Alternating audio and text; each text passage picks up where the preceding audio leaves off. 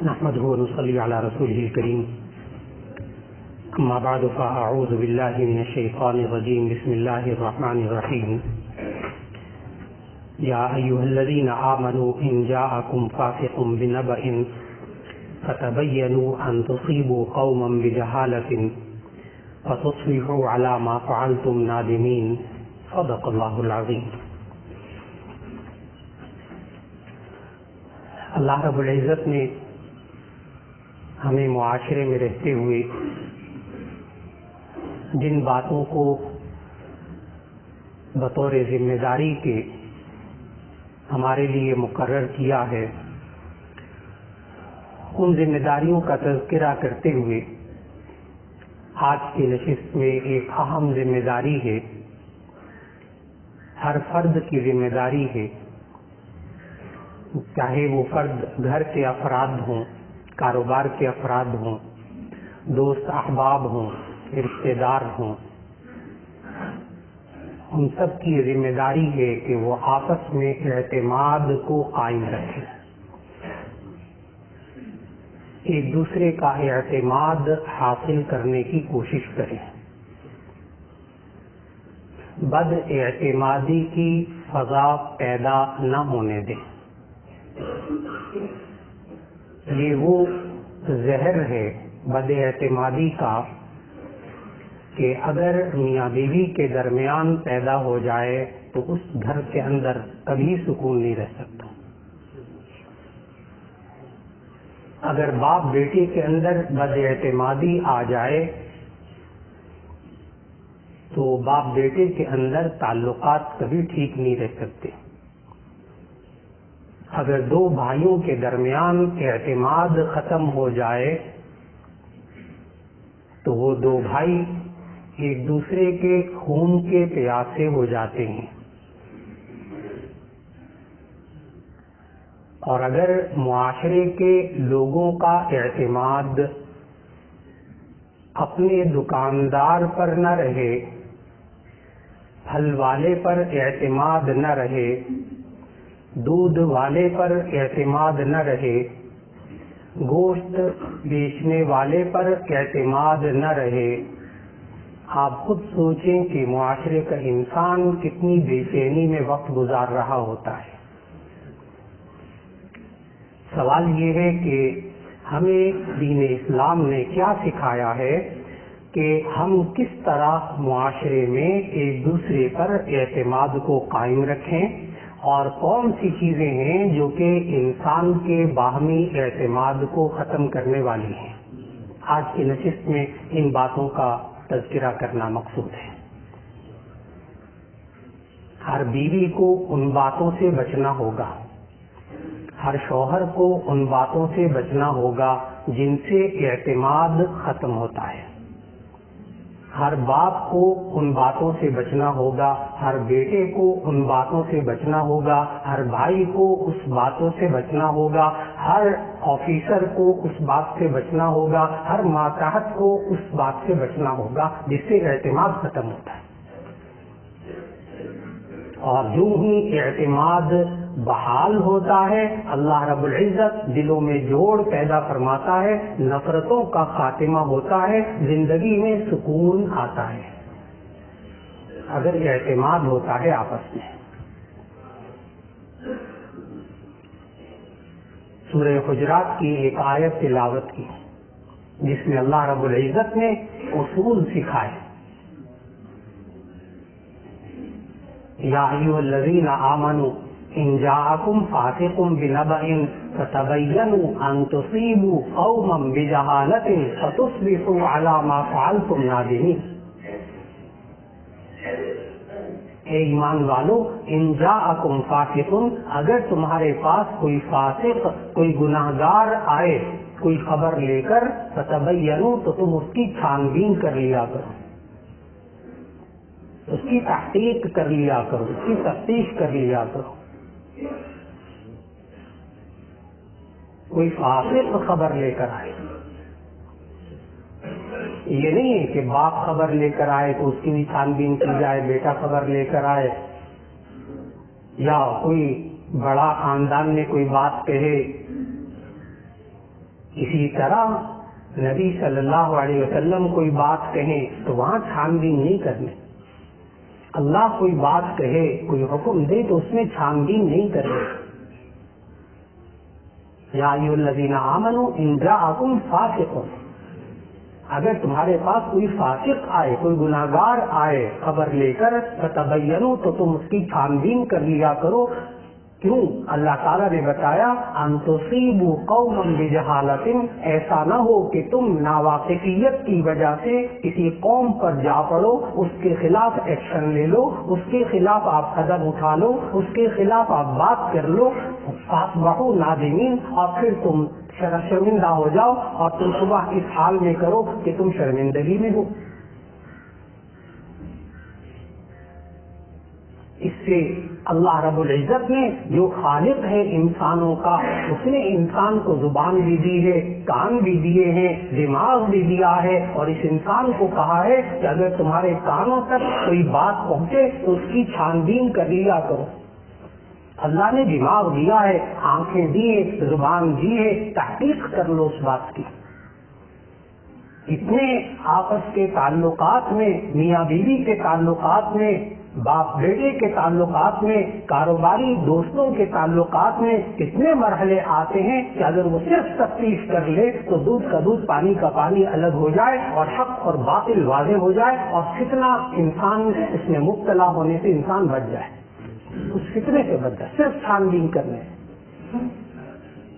اور اگر انسان کانوں کا کچا ہو، ادھر سنا ادھر بیان کر دیا، ادھر سنا ادھر عمل کر دکھایا، تو ایسا انسان جو سنی سنائی باتوں پر بغیر تحقیق کے عمل کرتا ہے، زندگی میں بے سکون رہتا ہے، اور لوگوں کا اعتماد اس شخص پر بالکل نہیں ہوتا. یاد رکھیے گا، وہ بالکل ناکام ایڈمنسٹریٹر ہوتا ہے، وہ ناکام حاکم ہوتا ہے، وہ ناکام شخص ہوتا ہے جو اس ادارے کو چلا رہا ہو اور سنی سنائی باتوں پر ایکشن لے رہا ہو. ناکام شخص ہوتا ہے. اور جو تحقیق کر کے چلتا ہے، جب بات پہنچے سن لی اور پھر اس کی تحقیق کر لی، یہ انشاءاللہ جس پوسٹ پہ بھی بیٹھے گا کبھی شرمندہ نہیں ہوگا، کبھی شرمندہ نہیں ہوگا. اور کچھ عرصے میں سب کو پتہ چل جائے گا کہ یہ سنی سنائی باتوں پر عمل نہیں کرتا، یہ ہر ایک پر اعتماد نہیں کرتا ہے. ہر ایک پر اعتماد کرنا بھی نہیں چاہیے، ہر ایک کی باتوں میں بھی نہیں آنا چاہیے. مسلمان کو اس طرح اعتماد کرنا کہ کوئی اسے دھوکے میں رکھے، نبی صلی اللہ علیہ وسلم نے اتنا ہوشیار بننے کا حکم دیا. اور یہ جو آیت ابھی تلاوت کی شروع میں، یہ جس واقعے کے بارے میں نازل ہوئی، مفسرین نے ان تمام تفاسیر میں اس واقعے کو نقل کیا کہ نبی صلی اللہ علیہ وسلم نے کچھ صحابہ کرام رضوان اللہ علیہ مجمعین کو زکوٰۃ صدقات کے مال لینے کے لیے ایک قبیلے کے پاس بھیجا. جب وہ صحابی اس قبیلے کے قریب پہنچے، دور تھا کافی، اس قبیلے کے قریب پہنچا تو کچھ لوگ باہر نکل آئے. ایک صاحب نے ان کو کہا کہ یہ آپ پر حملہ کرنے آئے. نہیں، کسی مقامی نے کہہ دی آپ پر حملہ کرنے نکلے. یہ واپس آ گئے اور واپس آ کر نبی صلی اللہ علیہ وسلم سے عرض کیا، یا رسول اللہ، ہم تو آپ کے حکم کے مطابق گئے تھے اور وہ لوگ تو ہم پر حملہ کرنے آ گئے. نبی صلی اللہ علیہ وسلم نے فرمایا، اچھا ٹھیک ہے، دستہ تیار کرو، ان پر ہم چڑھائی کریں گے. جب نبی صلی اللہ علیہ وسلم نے یہ حکم دے دیا صحابہ کو کہ تیاری کرو، فوراً یہ آیت نازل ہو گئی. یہ والی آیت اس موقع پر نازل ہوئی کہ یا ایھا الذین آمنوا ان جاءکم فاسق بنبأ، کہ اگر کوئی فاسق تمہارے پاس خبر لے کر آئے. یہاں ذہن میں رکھیے گا، یہاں فاسق کس کو کہا گیا؟ قسم یہ ذہن میں نہ، بعض حضرات ترجمہ پڑھتے ہیں، شان نزول پڑھتے ہیں تو فوراً کہتے ہیں کہ جی اس میں تو مولانا صحابی کو نعوذ باللہ یہ کہا گیا ہے۔ بالکل غلط بات۔ آپ پورے واقعے میں ذرا غور سے باریکی سے دیکھیے گا کہ اس میں فاسق کون تھا؟ وہ اجنبی شخص کہ جس نے غلط بات کی تھی کہ جی قبیلے سے باہر جو لوگ آ رہے تمہیں مارنے کے لیے آ رہے ہیں، وہ تھا فاسق۔ صحابی فاسق نہیں تھے نعوذ باللہ۔ اس لیے بہت واضح کر لیجیے کہیں بیان میں بات رہ نہ جائے۔ چنانچہ نبی صلی اللہ علیہ وسلم پر جب یہ آیت نازل ہوئی کہ آپ کے پاس کوئی فاسق خبر لے کر آئے تو اس کی چھان بین کر لیا کریں، تو نبی صلی اللہ علیہ وسلم نے پھر 2 صحابہ کو بھیجا وہاں کہ آپ ذرا تحقیق کر کے آئے بات کیا ہے۔ میں نے بھیجا تھا افراد کو۔ وہ صحابہ جب وہاں قبیلے والوں کے پاس پہنچے تو انہوں نے سر پکڑ لیا اور کہنے لگے ہمیں معلوم ہوا کہ نبی صلی اللہ علیہ وسلم نے چند صحابہ کو نمائندہ بنا کر بھیجا ہے، ہم تو ان کے استقبال کے لیے اپنے علاقے سے باہر جا کر کھڑے ہوئے تھے۔ بالکل بات الٹ گئی اور خون خرابے سے بچت ہو گئی، صرف اس لیے کہ چھان بین کر لی تھی۔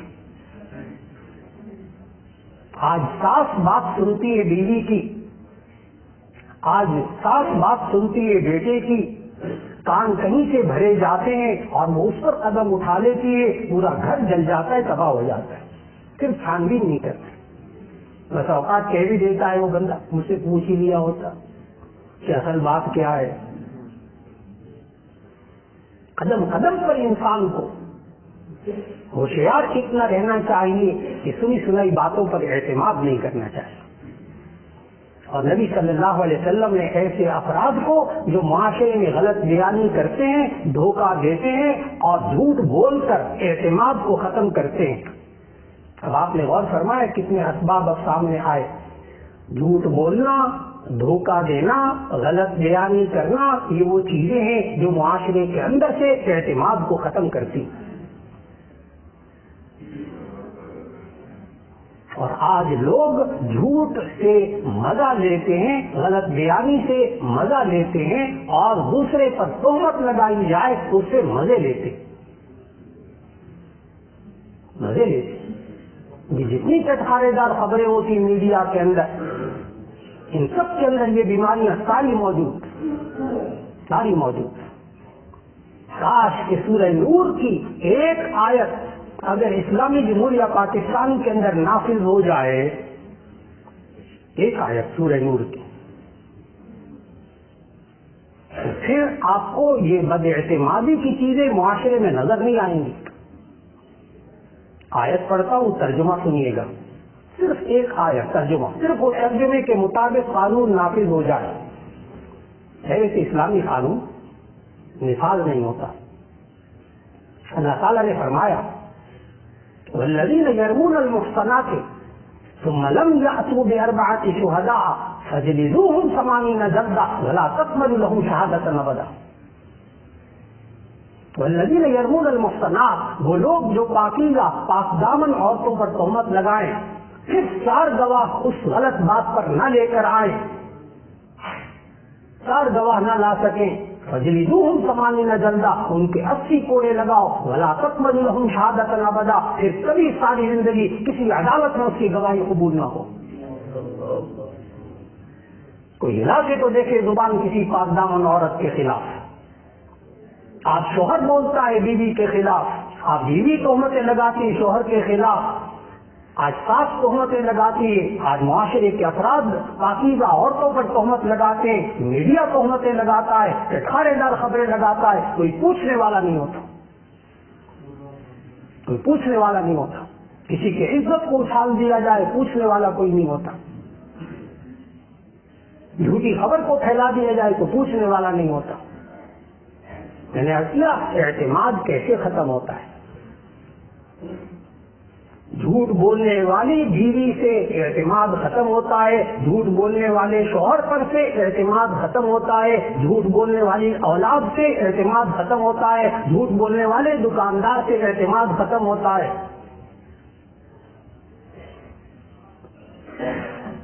کیا وہ حضرات جو کہ باہر کے ملکوں میں جاتے ہیں، تعریف کرنا مقصود نہیں ہے، تعریف کرنا مقصود نہیں ہے، جو لوگ باہر جاتے ہیں ان کو معلوم کہ باہر کی دنیا میں جو کافر ملک ہیں، دہریہ ملک ہیں، غیر مسلم ملک ہیں، انہوں نے آپس کا اعتماد کیسے بحال کیا ہے، انہی بیماریوں کو ختم کر کے۔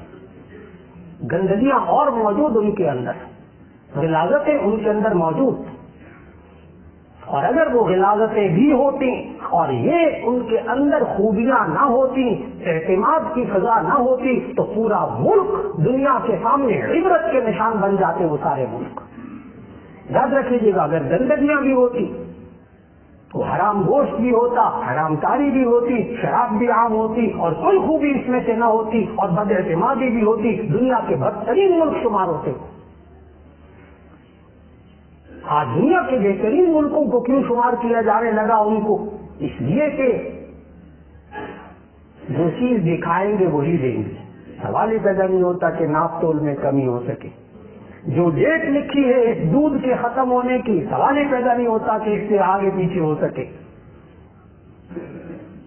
ممکن نہیں ہے کہ ڈبے کے اوپر جو چیز لکھی ہو اندر کوئی اور ہو۔ اعتماد کیسے قائم کیا؟ اعتماد کیسے قائم کیا؟ سچ کے ساتھ، یہ سچ ہے جو باہر لکھا ہے وہی اندر ہے، یہ سچ ہے، سچ کے ساتھ اعتماد قائم کیا۔ جو حضرات وہاں بار بار جانے والے ان ملکوں کے اندر، وہاں ملک کی حیثیت سے دعویٰ کیا جاتا ہے کہ آپ ہمارے درمیان ہفتہ، 2 ہفتے، 3 ہفتے رہو، ہمارا نہ بچہ جھوٹ بولتا ہے، نہ جوان جھوٹ بولتا ہے، نہ برا جھوٹ بولتا ہے، فضا ہی نہیں ہے وہاں جھوٹ کی۔ اس سے باہمی اعتماد آیا، اور امانتوں میں خیانت، بددیانتی، کرپشن، اس سے اعتماد ختم ہوتا ہے۔ یہ بددیانتی کیا ہوتی ہے؟ یہ وہ چیز ہے کہ جس کی وجہ سے شعیب علیہ السلام کی قوم پر عذاب آیا، یہ بددیانتی۔ وہ قوم کیا کرتی تھی؟ وہی کام کرتی تھی کہ جو اللہ تعالیٰ نے سورۃ المطففین میں منع کیا، ویل للمطففین الذین اذا اکتالوا علی الناس یستوفون واذا کالوهم او وزنوهم یخسرون، کہ ہلاکت ہے ان لوگوں کے لیے جو ناپ تول میں کمی کرنے والے ہیں، جب اپنے لیے لیتے تو پورا پورا لیتے، لوگوں کو دیتے تو اس میں خسارہ کر کے، گھاٹا کر کے دیتے۔ ناپ تول میں کمی یہ معاشرے کے اندر سے اعتماد کو ختم کرتی، دکاندار کے اعتماد کو ختم کرتی، کاروبار کے اعتماد کو ختم کرتی۔ چند پیسے ہی انسان کما لیتا ہے ناپ تول میں کمی کر کے، لیکن اعتماد ختم ہو جاتا ہے۔ بس اوقات بعض دکانوں پہ جانا ہوا، آپ بھی جاتے رہتے ہیں، ان صاحب کو کوئی بات انہوں نے کہی تو ان کو کہا نہیں بھائی آپ اعتماد کریں، آپ کو الیکٹرانکس اتنے ترازو آ گئے ہیں، اتنے شاندار قسم کے وزن کرنے والے آ گئے ہیں، کیوں گھبراتے ہیں آپ؟ اعتماد کریں۔ وہ آگے سے کیا بولتے ہیں؟ عام جملے سننے کو کہتے ہیں پاکستانی اس نے بھی کچھ کر دیا ہوگا، یعنی الیکٹرانک ترازو جو کہ 1000ویں کلو گرام کے گرام کے لیے 1000ویں حصے کو بھی ظاہر کرا کرے، اس میں بھی کچھ کر دیا ہوگا۔ کیوں؟ یہ فضا کیوں بنی؟ اس لیے کہ جب ناپ تول میں کمی کرنے کا رجحان ہوا، اب نبی صلی اللہ علیہ وسلم، ایک بہت عجیب بات عرض کر رہا ہوں کہ نبی صلی اللہ علیہ وسلم جب تشریف لائے مدینہ منورہ میں تو وہاں یہ والی بیماری یثرب میں عام تھی۔ مدینہ بننے سے پہلے، مدینہ کا پرانا نام یثرب یا سارابا، قرآن مجید میں بھی یہ مدینہ کا پرانا نام آیا ہے، یا اہل یثرب لا مقام لکم فارجعوا، مدینہ کا نام بھی قرآن مجید میں آیا۔ تو یہ مدینہ بننے سے پہلے، مدینہ منورہ روشن شہر بننے سے پہلے، اس مدینے کے اندر بھی یہ بیماری تھی یثرب کے اندر کہ لوگ ناپ تول میں کمی کرتے تھے۔ نبی صلی اللہ علیہ وسلم جب تشریف لائے تو احادیث میں موجود ہے کہ لوگ ناپ تول میں کمی کرتے تھے، ایک دوسرے کو کاروبار میں دھوکہ دیتے تھے۔ نبی صلی اللہ علیہ وسلم نے ایک چھوٹا سا جملہ بطور قانون کے نافذ کیا مدینہ منورہ میں، آج تک نافذ ہے، اور اعتماد کی فضا وہاں دیکھنے والی ہے آج مدینہ منورہ میں۔ ایک چھوٹا سا جملہ، اس کو بطور قانون کے نبی صلی اللہ علیہ وسلم نے نافذ کیا تجارت کے اندر۔ ہر بازار کے اندر. چھوٹا سا جملہ سننے والا ہے, آج کوئی شخص اس حدیث پر عمل کر کے دیکھ لے, اس ارشاد نبوی پر عمل کر کے کوئی دکاندار دیکھ لے, انشاءاللہ العزیز اس کا اعتماد گاہکوں پر اتنا قائم ہو جائے گا کہ وہ اپنی آنکھوں سے اس کے اثرات اور برکت دیکھے گا. چھوٹا سا جملہ نبی صلی اللہ علیہ وسلم نے مدینے کی فضا کو بدل دیا, ایک چھوٹا سا جملہ, ایک چھوٹا سا قانون نافذ کر کے. ہمارے نبی صلی اللہ علیہ وسلم نے زن ورجح, بس بات مکمل ہو گئی, بات مکمل ہو گئی. زن ورجح, زن وزن کر, زن ورجح تول, جھکتا ہوا تول, بات مکمل ہو گئی. دوسرے کو جب سودا دینا ہو جھکتا ہوا دو. ممکن ہے آپ کے ذہن میں سوال آئے کہ ایک بندہ اگر 10 کلو چیز لے کر آیا ہے, وہ جھک کر کیسے تول کر دے گا, ستارے کو کیسے برداشت کرے. آج لوگ سوال کرتے ہیں بیان کے بعد نا, وہ کہتے ہیں مولانا یہ عقل نہیں مانتی ہے, 10 کلو چیز, ایک بندہ 10 کلو سبزی لایا دکان پہ بیچنا چاہتا ہے, جھک جھک کر تولے تو ایسی صورت میں وہ کیسے پورا پڑے گا. یہ سوال وہ صاحب کرتے ہیں جو کاروبار نہیں کرتے, اور جو کاروبار کرتے ہیں وہ سمجھتے ہیں اس کا حل کہ جی آپ اپنا ریٹ مقرر کریں نا, منڈی والے ریٹ سے تھوڑے بیچنا ہے. منڈی سے 10 روپے کلو لایا, جھکتا ہوا تولے 12 روپے دے دے, 12 روپے دے دے کلو, اس کا خسارہ پورا ہو جائے گا. لیکن جو اعتماد اس کا گاہکوں کے اوپر قائم ہوگا, کس وجہ سے کہ ناپ تول کو پورا رکھنے سے اعتماد قائم ہوتا ہے. میں عرض کر رہا تھا بد اعتمادی آج معاشرے میں کیوں آتی, امانت میں خیانت سے بد اعتمادی آتی. کیوں شوہر اپنی بیوی سے اپنے بٹوے کو چھپا چھپا کے کیوں رکھتا ہے, اپنے اکاؤنٹ کو چھپا کے کیوں رکھتا ہے, اپنے پیسوں کو چھپا کے کیوں رکھتا ہے, اس بیوی سے جب میاں بیوی کے اندر اعتماد نہیں ہوتا. وہ بیوی جو ہے اپنے شوہر کی نظروں سے پرس کیوں چھپا چھپا کے رکھتی ہے, اس لیے کہ اس کو پتا ہے جہاں شوہر کے موقع ملا نا, اس نے میرے پرس میں سے پیسے نکال لینے. ایسی بے تکلفی سمجھی جاتی ہے. جی ہاں مولانا, میاں بیوی کی طرف بے تکلفی ہونی چاہیے. یہ کیا ہوا تیرا میرا, جو بیوی کا ہے وہ میرا ہے, جو میرا ہے وہ بیوی کا. اللہ کے بندے جب انسان بالغ ہو جاتا ہے, ہر انسان کی ملکیت جدا جدا ہوتی آتی ہے. بے تکلفی انسان کو بد اعتمادی تک لے جاتی. بے تکلفی وہ ہے جو کہ انسان کے اندر اعتماد کو قائم کرے, اور جو بے تکلفی انسان کے اندر بد اعتمادی قائم کرے اس سے بچی. یہ بے تکلفی نہیں ہے دوسرے کی چیز کو بھی استعمال کر لینا بغیر پوچھے کسی کی چیز کو استعمال کر لینا. یہ ہمارے معاشرے میں بیماری ہے, یہ دفتروں میں بیماری ہے, یہ گھروں کے اندر بیماری ہے. بچوں کی تربیت بھی آج اس پر نہیں ہو رہی کہ بیٹا کسی دوسرے کی چیز بغیر پوچھے نہیں لینی. کیا معمولی چیزوں کے لیے پوچھے تو نبی صلی اللہ علیہ وسلم کی حدیث بخاری شریف کی کہ نبی صلی اللہ علیہ وسلم نے فرمایا اگر کوئی شخص کسی دوسرے کی چھوٹی سی چیز بھی, معمولی سی چیز بھی بغیر اجازت کے لے لیتا ہے, یہ اس کے لیے حرام ہے, یہ اس کے لیے حرام ہے. آگے سے صحابی نے پتہ کیا کہا, صحابی نے پھر کہا کہ اگر کوئی بہت ہی معمولی چیز ہو, پھر اگر بہت ہی معمولی چیز ہو تو پھر بخاری شریف کو حدیث کے الفاظ سننے والے فرمایا اگرچہ وہ پیلو کی مسواک کی کیوں نہ ہو, بھلو سیوا کو من ہرا کے نارا کہتے پیلو کو, یہ جو آپ مسواک کرتے ہیں پیلو کی جڑ کی سنت ہے, معمولی چیز ہے. مسواک کیا ہے, معمولی سی چیز. آج معاشرے کے اندر, گھروں کے اندر جب بچے بچپن کے اندر باپ کی چیز کو بغیر اجازت کے استعمال کرتے, عادت بن جاتی ہے. بیٹی ماں کی چیز کو بغیر اجازت کے استعمال کر رہی اور ماں بیٹی کی چیز کو استعمال کرے, تھوڑا سا وقت گزرتا ہے, اس کے بعد ان دونوں میں بد اعتمادی قائم ہو جاتی ہے. بہت مجھے لے لیتا میری چیزیں.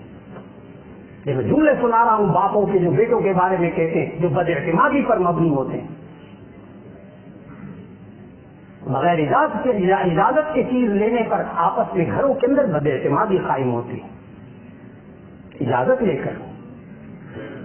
اور اگر دیکھا جائے کہ جی انہوں نے اجازت دے دی ہے، عرف میں اجازت ہے، والد صاحب کچھ نہیں کہیں گے، ٹھیک حالات کے ساتھ انسان چلتا رہے. اور یہ انسان آج بس اوقات یہ جو موبائل میسج، ایک دوسرے کو پیغام بھیجنا، جھوٹے پیغام بھیجنا، جھوٹی باتیں فارورڈ کرنا، یہ سارا اعتماد ختم کر رہی ہیں. یہ کتنا قابل اعتماد ذریعہ تھا، کتنا مفید تھا یہ موبائل، اس پر بھی اعتماد ختم ہونے لگا. پتہ نہیں کون ہے بھیجنے والا، پتہ نہیں کیا ہے، پتہ نہیں کیا ہے. اور اب یکم اپریل آنے والی، اپریل فول. اس دن اسلامی جمہوریہ پاکستان کے اخبار لکھتے ہیں کہ آج اپریل فول ہے، یکم اپریل، ذرا احتیاط کیجیے گا، کوئی خبر ملے تو ذرا احتیاط کیجیے. اور وہ مزے لیتے مسلمان ہیں. کیا کہتا ہے تمہارا بھائی اس کا ایکسیڈنٹ ہو گیا، تمہارے باپ کا ہارٹ فیل ہو گیا، یہ اپریل فول ہو رہا. یہ گناہوں کا مجموعہ ہے. اپریل فول گناہوں کا مجموعہ ہے. اس میں انسان جھوٹ بولتا ہے، اس میں انسان دھوکہ دیتا ہے، اس میں انسان دوسرے مسلمان بھائی کو تکلیف پہنچاتا ہے، دوسرے کا مذاق اڑاتا ہے، بددیانتی کرتا ہے. اور نبی صلی اللہ علیہ وسلم نے کیا فرمایا؟ دیکھیے گا بعض لوگ اعتماد سے غلط فائدہ اٹھاتے ہیں. زندگی میں انسان کو اعتماد سے کبھی غلط فائدہ نہیں اٹھانا چاہیے. حدیث غور سے سنیے گا، نبی صلی اللہ علیہ وسلم نے کتنا حساس بنایا ہمیں معاشرے میں اعتماد قائم کرنے کے لیے. کہ دیکھو اگر کوئی بندہ تم پر اعتماد کرتا ہے نا تو اس کو بیوقوف مت بنانا. حدیث سنانے لگا. نبی صلی اللہ علیہ وسلم نے فرمایا، بڑے غور سے حدیث سمجھنے والی ہے، کبرت خیانۃ ان تحدث اخاک هو لك به صادق وانت به كاذب. ایک لفظ کو سمجھنے والی ضرورت ہے. کتنا معاشرے میں ہم یہ حرکتیں کرتے ہیں. آج باپ بیٹے کے ساتھ یہ حرکت کرتا ہے، اور بیٹا باپ کے ساتھ یہ حرکت کرتا ہے، بیٹی ماں کے ساتھ یہ حرکت کرتی ہے. جو اب میں حدیث کا ترجمہ عرض کرنے لگا، ہمارے نبی صلی اللہ علیہ وسلم نے کبرت خیانت، یہ بہت بڑی خیانت ہے، یہ بہت بڑی بددیانتی ہے، یہ بہت بڑی کرپشن ہے. کیا کبرت خیانت، یہ بہت بڑی خیانت ہے.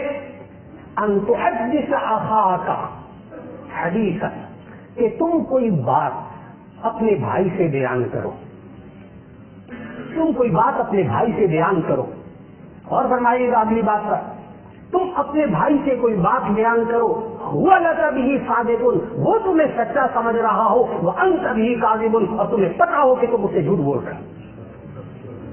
میں نے کیا کہ غور کیجیے گا، آج گھروں میں بچے مبتلا ہیں، مائیں مبتلا ہیں، باپ مبتلا ہے، کاروبار میں افراد مبتلا ہے. کیا کہ ہم دوسرے سے بات کر رہے ہوتے، ہمیں پتا ہوتا ہے کہ ہم جھوٹ بول رہے ہیں، لیکن دوسرا بندہ بیچارہ اعتماد کی وجہ سے سمجھ کر یہ سچی بول رہا ہے، یہ سچی بول رہا ہے، حالانکہ بولنے والے کو پتا ہے کہ میں جھوٹ بول رہا ہوں. ہماری بہت بڑی خیانت ہے. یہ وہ ہے اعتماد کو ختم کرنے والی چیزیں. ان چیزوں سے اللہ رب العزت ہمیں بچا کر آج باپ بیٹے کا اعتماد اللہ بحال کر دے، آج میاں بیوی کا آپس میں اعتماد اللہ بحال کر دے، کاروبار کرنے والوں کے افراد جو باہمی اعتماد میں فرق آ گیا، اللہ ان اعتماد کے فاصلوں کو دور فرما کر اور اعتماد کی جو برکتیں ہیں ان کو عطا فرما دے. اور اسی طرح آج معاشرے میں رہنے والے جتنے افراد ہیں جو جس بد اعتمادی کو پیدا کرنے میں لگا ہوا ہے، اللہ اس کو توبہ کرنے کی توفیق عطا فرمائے. آخر دعوانا الحمدللہ.